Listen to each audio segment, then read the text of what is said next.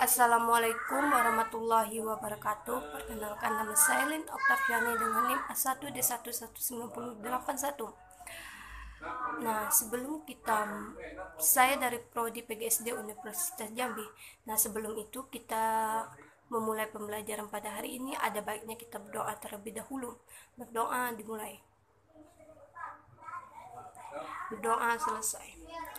Nah, sebelum kita memulai pembelajaran pada hari ini, Ibu akan menyanyikan kabar kalian. Gimana kabarnya anak-anak Ibu? Semoga kalian dalam keadaan baik-baik saja. Tetap jaga protokol kesehatan ya. Nah, hari ini kita akan belajar tentang konsep perbandingan dan pengukuran. Perbandingan adalah membandingkan dua nilai atau lebih dari suatu besaran yang sejenis dan dinyatakan dengan cara yang sederhana. Jenis-jenis perbandingan ada dua. Yang pertama perbandingan senilai dan yang kedua perbandingan berbalik nilai. Nah, kita memasuki perbandingan senilai. Perbandingan senilai adalah sebuah usaha yang bermanfaat untuk membandingkan dua objek atau lebih yang besar.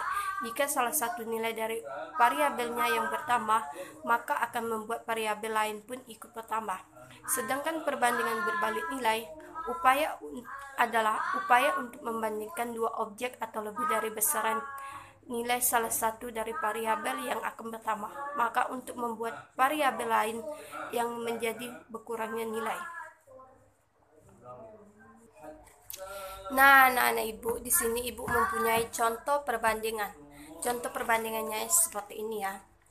Di dalam sebuah kotak terdapat 54 bola yang terdiri dari 36 bola yang berwarna pink dan sisanya mempunyai warna putih. Jadi berapakah jumlah perbandingan bola putih terhadap pada jumlah seluruh bolanya? Nah, diketahui bola keseluruhan terdapat 54 bola. Sedangkan bola yang berwarna putih itu dikurangi 54 dikurang 36 sama dengan 18. Itu bola yang berwarna putih ya. Sedangkan bola yang berwarna pink itu adalah 36. Nah, jadi yang ditanya itu perbandingan bola berwarna putih terhadap keseluruhan.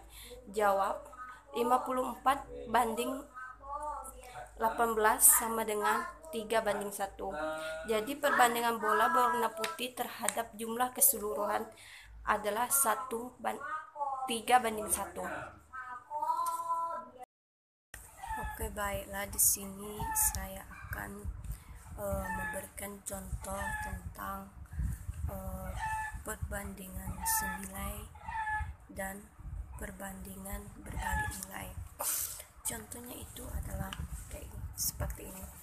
Sebuah bus menempuh jarak 120 km dalam waktu 2 jam. Jika bus tersebut melakukan perjalanan sebuah 100 km dengan kecepatan yang sama, maka tentukan waktu yang dibutuhkan adalah pembahasannya 120 km sama dengan 2 jam, sedangkan 100 km itu sama dengan X kan belum diketahui. Nah, kita masukin angkanya sama dengan 120 dibagi 2 sama dengan 100 per X sama dengan X sama dengan 2 dikali 100 per 120. X sama dengan 5 per 3 jam. X sama dengan 1, 2 per 3 jam sama dengan 1 jam ditambah 2 per 3 dikali 60 menit sama dengan X sama dengan 1 jam 40 menit.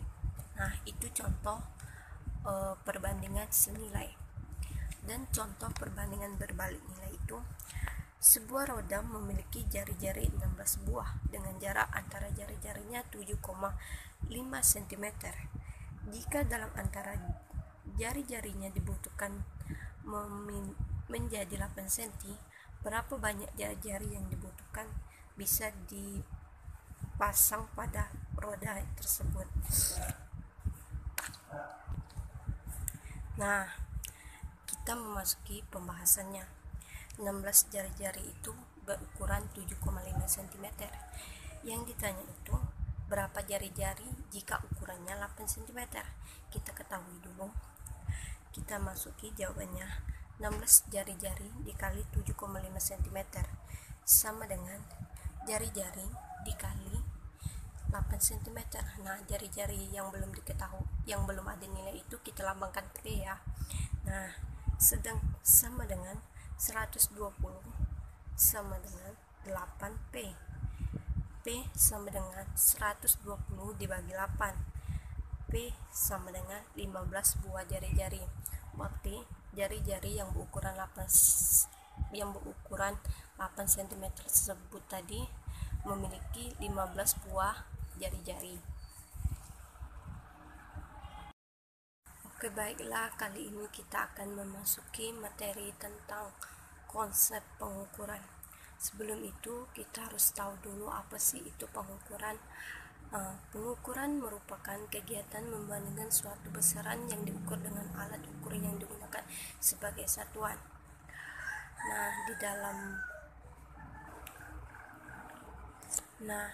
Satuan yang digunakan untuk melakukan pengukuran dengan hasil yang sama atau tetap untuk semua orang disebut satuan baku.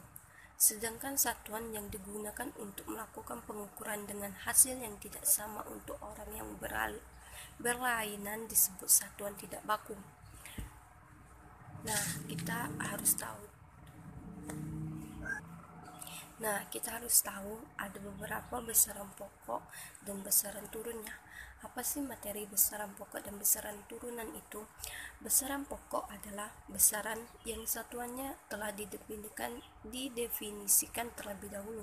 Sedangkan besaran turunan adalah besaran yang satuannya diperoleh dari besaran pokok.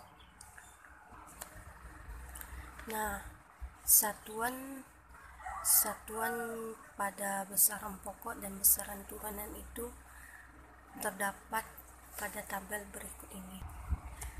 Satuan ini bentuk satuan besaran pokok. Satuan besaran pokok itu yang pertama panjang. Satuannya dalam MKS itu meter. Sedangkan singkatannya M. Dan satuan sistem CGS cm grand square itu adalah cm, singkatannya cm. Sedangkan massa satuannya kilogram, singkatannya kg. Satuan dalam CGS itu gram, singkatannya G. Sedangkan waktu satuan dalam MKS itu detik, singkatannya S. Satuan dalam CGS itu detik, singkatannya D. Sedangkan suhu satuan dalam MKS itu adalah Kelvin, singkatannya K. Satuan dalam CGS itu Kelvin, singkatannya K. Sedangkan kuat arus dan listrik satuan dalam MKS itu ampere, singkatannya A. Satuan dalam CGS itu step ampere, singkatannya stata. Satuan intensitasi cahaya, satuan besaran pokok intensitasi cahaya satuannya dalam sistem MKS itu satuannya jendela, singkatannya CD. Satuan dalam sistem CGS itu jendela, singkatannya CD.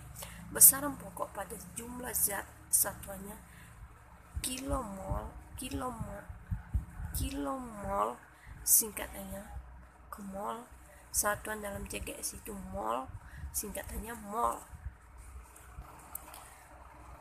Selain 7 besaran pokok di atas, terdapat 2 besaran pokok tambahan, yaitu sudut bidang latar dengan satuan radian rad dan sudut ruangan dengan satuan steradian atau SR. Berikut ini adalah tabel besaran pokok turunan. Besaran pokok turunan yang pertama itu adalah luas. Penjabaran dari besaran pokok yaitu panjang kali lebar. Satuan sistem MKS-nya adalah meter persegi. Sedangkan besaran pokok yang kedua adalah volume. Penjabaran dan dalam besaran pokok itu adalah panjang kali lebar kali tinggi. Satuan sistem MKS-nya yaitu meter persegi.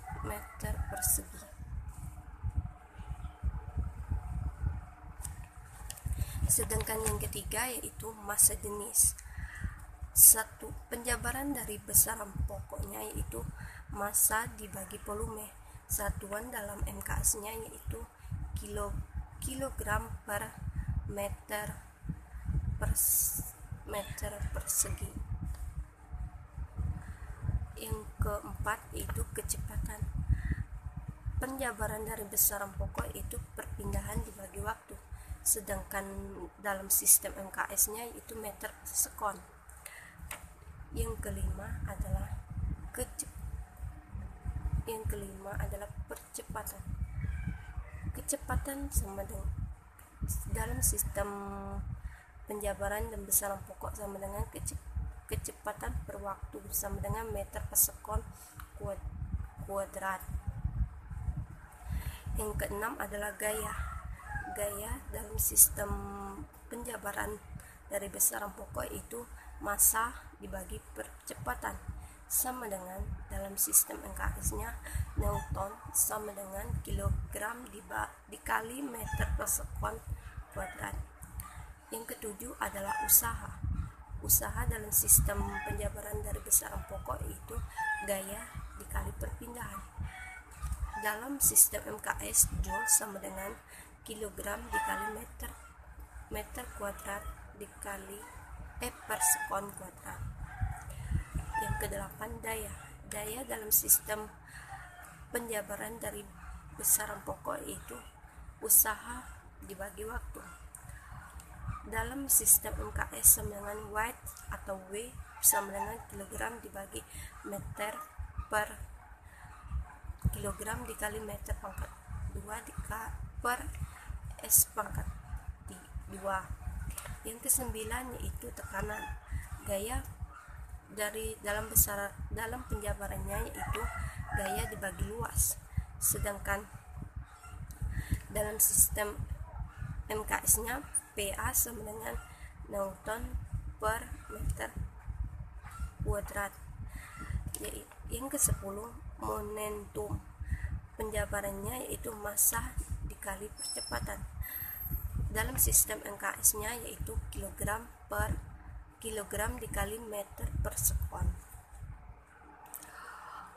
Usaha para ilmuwan melalui berbagai pertemuan membuahkan hasil sistem satuan yang berlaku di negara manapun. Dengan pertimbangan satuan yang baik harus memiliki syarat-syarat sebagai berikut. Yang pertama, satuan selalu tetap, artinya tidak mengalami perubahan karena pengaruh apapun, misalnya suhu, tekanan, dan kelembapan. Yang kedua, bersifat internasional, artinya dapat dipakai di seluruh negara. Dan yang ketiga, mudah ditiru bagi setiap orang yang akan menggunakannya. Satuan internasional untuk panjang. Hasil pengukuran besaran panjang biasanya dinyatakan dalam satuan meter, sentimeter, milimeter, atau kilometer. Satuan besaran panjang dalam SI adalah meter. Yang kedua, satuan internasional untuk massa. Besaran massa dalam SI dinyatakan dalam satuan kilogram. Pada mulanya, para ahli mendefinisikan 1 kilogram sebagai massa sebuah silinder yang terbuat dari bahan campuran palatina dan iridium yang disimpan di Sèvres dekat Paris. Yang ketiga, satuan internasional untuk waktu. Besaran waktu dinyatakan dalam 1 detik atau sekon dalam SI. Pada awalnya, satuan waktu dinyatakan atas dasar waktu rotasi bumi pada porosnya, yaitu 1 hari. 1 detik didefinisikan sebagai 1 per 26.400 kali 1 hari rata-rata. Berikut ini jenis-jenis pengukuran. Yang pertama, pengukuran panjang. Pengukuran panjang dibagi menjadi 3. Yang pertama, pengukuran panjang dengan mistar. Yang kedua, pengukuran panjang dengan jangka sorong. Dan yang ketiga, pengukuran panjang dengan mikrometer skru. Yang kedua, pengukuran massa benda.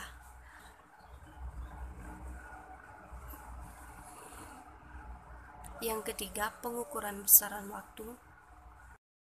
Di sini saya akan memberikan sebuah contoh. Yang pertama yaitu suatu segi empat setelah diukur dengan menggunakan alat ukur yang berbeda, panjang 0,42 cm, lebar 0,5 cm. Maka luas segi empat tersebut dengan penulisan angka penting adalah titik-titik cm. Nah, sebelum kita mengetahui jawabannya itu, kita harus buat seperti ini dulu. Diketahui panjangnya 0,42 cm, lebarnya 0,5 cm. Yang ditanya itu adalah luas segi 4. Rumus luas itu adalah panjang kali lebar. Nah, kita masukin angkanya 0,42 dikali 0,5 sama dengan 0,21 cm. Jadi berdasarkan aturan perkalian, angka penting dibulatkan menjadi 0,2 cm kuadrat. Nah, itulah yang dapat saya berikan materi hari ini.